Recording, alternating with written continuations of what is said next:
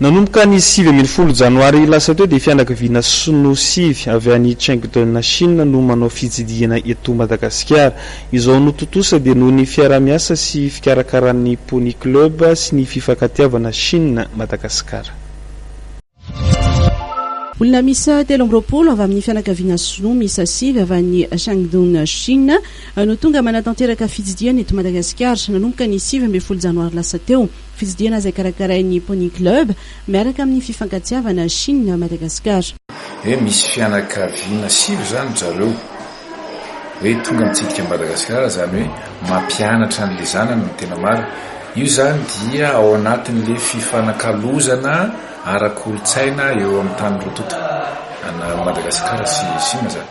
Ny fantatsika hoe ny fanjakana Snow, ny firenena Snow amin'izao fotoana izao hita ny dingan-dava ara-toe-karenana nataony zareo, dia zareo zany mandefa ny ankizy any velany mijery ny hoe inona le kolotsaina any, inona ny fombafomba tany any.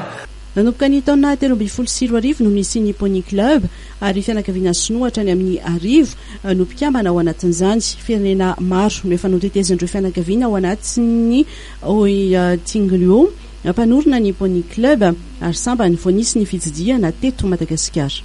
Ny amin'ny targetranay anankiray dia hoe tokony halala kolotsaina maromaro zany ny ankizy. Izay zany mahatsiapa hoe Madagasikara dia manana maha-izy azy manokana ara-kolotsaina. Ny momba Madagasikara nafantaranay hoe Madagasikara dia firenena anankiray manokana ny ara-kolotsaina jerena, dia izay zany nahatonga anay hitsidika ny Madagasikara. Aritra 10 andro ny fitsidiana tanterahany reto fianakaviana Snow avy amin'ny Chengdu Chine ireto. Omaly dia nisy ny fiaraha-mikorana izay nandraisany fikamanana fifankatiavana Madagasikara Chine azy ireo.